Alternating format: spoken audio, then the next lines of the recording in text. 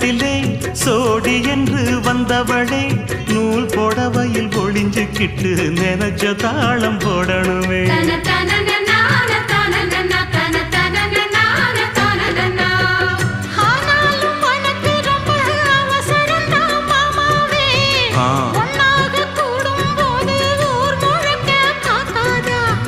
பார்த்தாலும் தவறு இல்ல பனியுறங்கும் ரோசாவே உன்னால சொத்த வச்ச மூக்குலதான் வைக்காத